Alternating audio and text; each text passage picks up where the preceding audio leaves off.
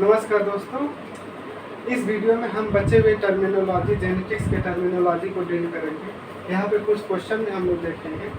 तो सबसे पहले आता है कि हमारा क्रोमोसोम पे जीन कैसे अरेंज होते हैं।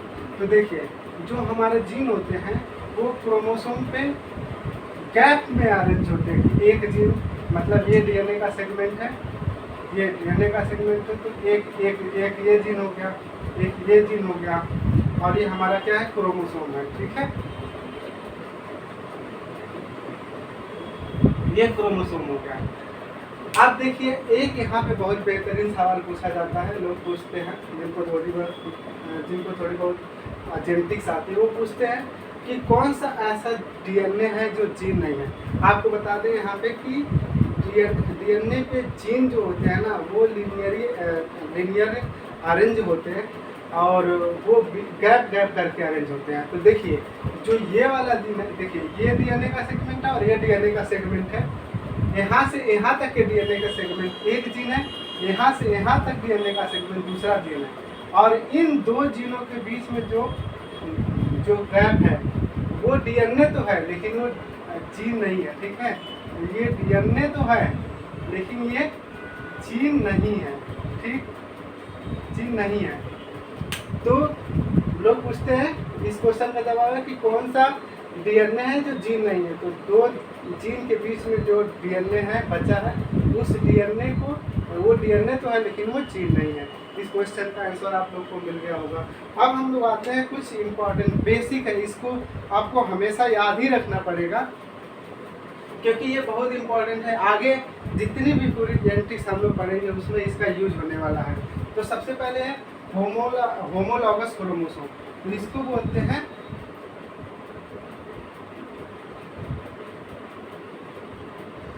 यह है होमोलॉगस क्रोमोसोम। ये भी सेम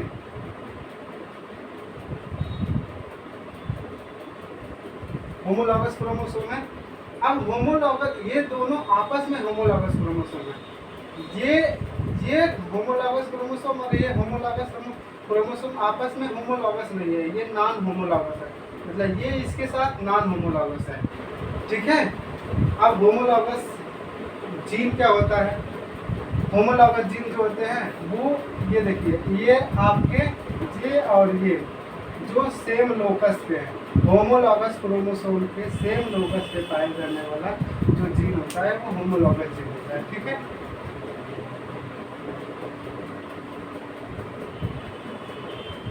ये होमोलॉगस जीन है, ये भी होमोलॉगस जीन है। ठीक है,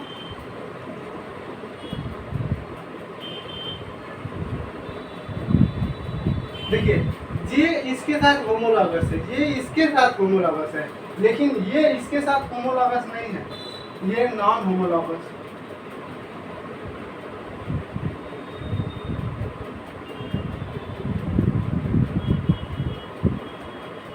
नॉन होमोलॉगस जीन है। ठीक है, ये, और एक चीज देखिए, ये डिफरेंट क्रोमोसोम पर नॉन होमोलॉगस जीन है, लेकिन ये वाला देखिए, ये और ये एक ही क्रोमोसोम पे है, लेकिन ये फिर भी नॉन होमोलॉगस जीन है। ठीक है,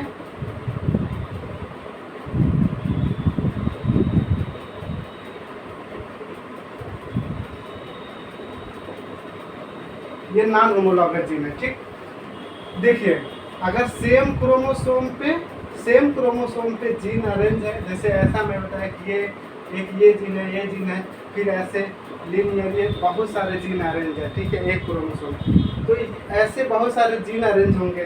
ठीक है, जैसे ये देखिए, ये जितने एक क्रोमोसोम पे जितने जीन पाए जाते हैं वो होते हैं नॉन होमोलॉगस जीन। ठीक है, और ये क्या शो करते हैं, हमने बताया था कि father of experimental genetics TH. Morgan, उन्होंने एक कॉन्सेप्ट बताया था, लिंकेज। तो ये जो होते हैं वो लिंकेज शो करते हैं। ठीक है, ये जो नॉन होमोलॉगस जीन है वो लिंकेज शो करते हैं। लेकिन ये वाले जो, ये बहुत इंपॉर्टेंट चीज़ मैं बता रहा हूँ, ये जानिए, पूरे मेंडल में अगर किसी को दिक्कत होती होगी मेंडल के कॉन्सेप्ट में, तो वो जान लीजिए वो यहीं पे लोग गड़बड़ाते हैं। नॉन होमोलॉगस और होमोलॉगस जीन में क्या अंतर है। और नॉन होमोलॉगस दो टाइप होता है, एक तो नॉन होमोलॉगस सेम क्रोमोसोम पे और एक डिफरेंट क्रोमोसोम पे। तो जो डिफरेंट क्रोमोसोम होता है नॉन होमोलॉगस वो मेंडेलियन जेनेटिक्स में जो लॉ ऑफ इंडिपेंडेंट असॉर्टमेंट है उसको शो करता है। तो ये क्या शो करेगा, इन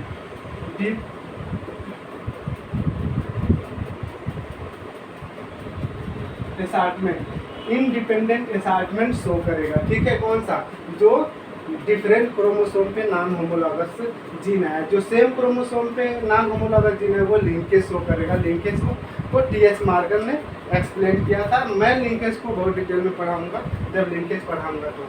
ठीक है, अब यहाँ पे देखिए टर्मिनोलॉजी देखिए। वैसे हेप्लॉइड डिप्लॉइड कि आप लोग डिफिनेशन बहुत तरीके से जानते होंगे, लेकिन जेनेटिक्स में हम लोग हेप्लॉइड डिप्लॉइड कैसे पढ़ेंगे। जेनेटिक्स में हेप्लॉइड का मतलब होता है कि one allele of a character. अगर हेप्लॉइड है तो एक कैरेक्टर के एक जीन उस ऑर्गेनिज्म में, एक एलील उस ऑर्गेनिज्म में पाया जाएगा। मतलब अगर एक एलील पाया जा रहा है किसी कैरेक्टर के किसी ऑर्गेनिज्म में तो वो हेप्लॉइड है। अगर दोनों पाए जा रहे हैं, टू एलील पाए जा रहे हैं, दोनों एलील पाए जा रहे हैं एक कैरेक्टर के, दो एलील पाए जा रहे हैं, तो वो क्या होगा, वो होगा आपका डिप्लॉइड। ठीक है, आप देखिए यहाँ पे एक चीज़ और हम लोग पढ़ते हैं, अगर दो से ज़्यादा एलील होता है किसी ऑर्गेनिज्म में, तो किसी ऑर्गेनिज्म में दो से ज़्यादा एलील हो ही नहीं सकता। वो क्या होता है, पॉपुलेशन में होता है। जैसे एक ऑर्गेनिज्म में दो ही एलील हो सकते हैं और तीसरा अगर एलील है तो वो उस ऑर्गेनिज्म में नहीं होगा, उस स्पीसीज के दूसरे मतलब उस पॉपुलेशन में जो दूसरी स्पीसीज है उसमें होगा। ठीक है, तो वो अलग से कॉम्बिनेशन होगा। ठीक है, तो जैसे मतलब कि जैसे कि आपने ए ब्लड ग्रुप देखा होगा, वो मल्टीपल एलील का केस है। तो मल्टीपल एलील में वो क्या होता है, दो जीन एक ऑर्गेनिज्म में होते हैं, दो एलील एक ऑर्गेनिज्म में होते हैं, तीसरा पॉपुलेशन में होता है। ठीक है, ये बाद में देखा जाएगा जब हम लोग उसको पूरा डिटेलिंग करेंगे। तो अब आता है होमोजाइगस। क्या है होमोजाइगस? है presence of similar allele, presence of similar allele of a character. एक कैरेक्टर के जो दोनों सिमिलर एलील है, अगर वो दोनों प्रेजेंट है तो वो क्या होगा, किसी 2n ऑर्गेनिज्म में, मतलब डिप्लॉइड ऑर्गेनिज्म में दोनों सिमिलर एलील एक साथ प्रेजेंस है किसी एक कैरेक्टर के, तो वो उसको बोलेंगे होमोजाइगस। होमोजाइगस में आप देखिए कैपिटल टी स्मॉल टी। ठीक है, जैसे कि होमोजाइगस आप देखे भी होंगे, यहाँ पे देखें ये हमारा होमोजाइगस है। ये क्या है, होमोजाइगस डोमिनेंट है, और यही हमारा क्या होगा, ये स्मॉल टी हो जाएगा, ये होमोजाइगस रिसेसिव हो जाएगा। ठीक है, होमोजाइगस दोनों है। ठीक है, होमोजाइगस दोनों है। ठीक, तो आप समझ गए होंगे होमोजाइगस। अब हेट्रोजाइगस में क्या होगा कि हेट्रोजाइगस में प्रेजेंस ऑफ डिसिमिलर एलील, मतलब दोनों एक जैसे नहीं होंगे, डिसिमिलर एलील होंगे, तो उसको बोलेंगे हेट्रोजाइगस। जैसे कि आप जानते हैं हेट्रोजाइगस में ये हमारा हेट्रोजाइगस है। देखिए इसमें दोनों एलील सिमिलर नहीं है, एक कैपिटल टी है एक स्मॉल टी है। ठीक है, एक कैपिटल टी एक स्मॉल टी, तो वो क्या है, हमारे हेट्रोजाइगस है, क्योंकि दोनों एलील सिमिलर नहीं है, डिसिमिलर है। इसमें क्या था, इसमें था कि हमारे दोनों एलील सिमिलर थे, चाहे छोटा था, मतलब चाहे कैपिटल हो चाहे स्मॉल वाला हो। ठीक है, इसमें देखिए दोनों एलील सिमिलर है, तो ये क्या होगा, होमोजाइगस। लेकिन हेट्रोजाइगस दोनों एलील सिमिलर नहीं, तो वो क्या है, हेट्रोजाइगस। और हेमीजाइगस क्या है, हेमीजाइगस क्या है, hemizygous presence of single allele. देखिए डिफरेंट होगा ही नहीं, इसमें क्या होगा कि एक ही एलील होगा, 2n ऑर्गेनिज्म में बस एक ही एलील होगा, तो वही होगा presence of single allele of a character in 2n organism. मतलब जो डिप्लॉइड ऑर्गेनिज्म है उसमें क्या होगा कि एक कैरेक्टर के एक ही एलील पाए जाएंगे। ठीक है, उसको बोलेंगे हेमीजाइगस। ठीक, ये हेमीजाइगस है, हेमीजाइगस। अब वो इसका एग्जांपल आप जानते होंगे, X and Y non homologous region पे जो जीन पाए जाते होंगे। जैसे कि आप ऐसे समझिए हेमीजाइगस के बारे में थोड़ा और हम डिटेल बताते हैं। जैसे आप जानते होंगे ये हमारा एक्स क्रोमोसोम है और ये हमारा वाई क्रोमोसोम है। ठीक है, तो ये देखिए, ये जो हमारा है ना, ये होमोलॉगस रीजन है, इतना हमारा होमोलॉगस रीजन है, लेकिन ये हमारा होमोलॉगस रीजन नहीं है।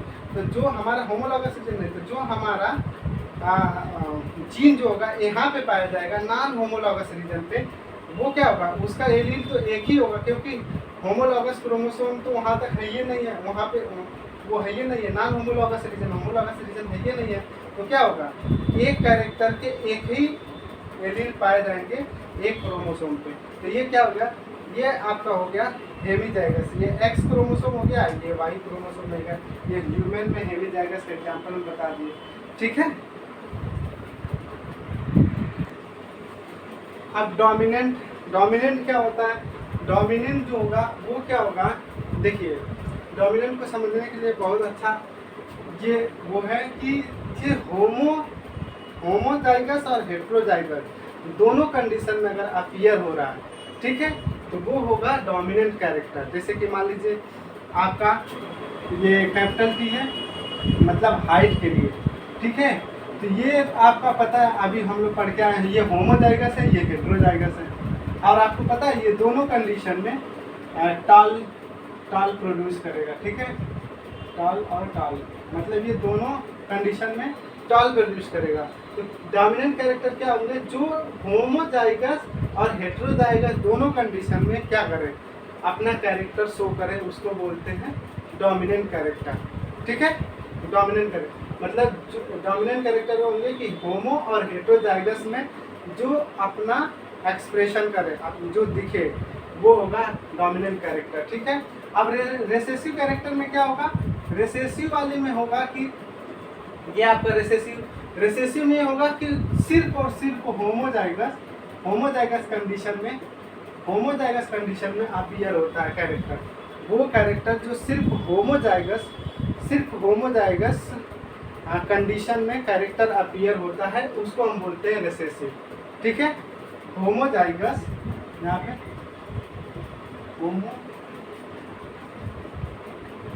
होमोजाइगस कंडीशन में क्या होगा, कैरेक्टर ये क्या होगा, अपीयर होगा।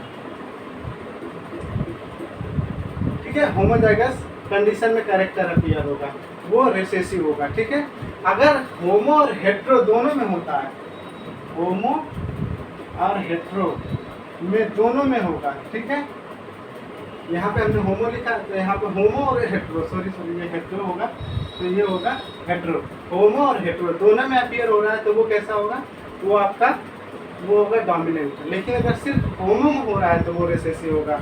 अब ऑफ स्प्रिंग और सिबलिंग में क्या है, अब ऑफ स्प्रिंग क्या होते हैं, ऑफ स्प्रिंग वो होते हैं जो किसी पेरेंट के द्वारा एक ही समय में कई प्रोजनी या कई प्रोजनी प्रोड्यूस की गई है, उस प्रोजनी को ऑफ स्प्रिंग बोलते हैं। जैसे कि गोट होते हैं और पिग होते हैं, वो एक टाइम पे बहुत सारे बच्चे देते हैं, 3 4 5।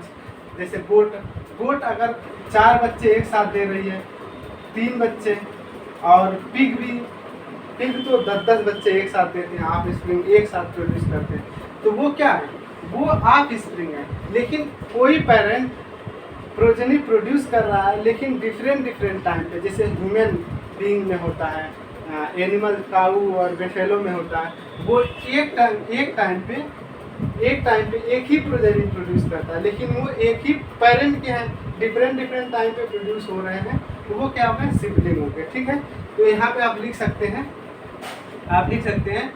कि progeny produce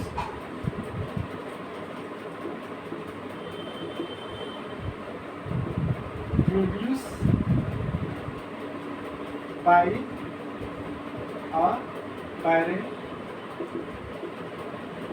at a time। ठीक है, और यहाँ पे हो जाएगा आपका प्रोजनी प्रोड्यूस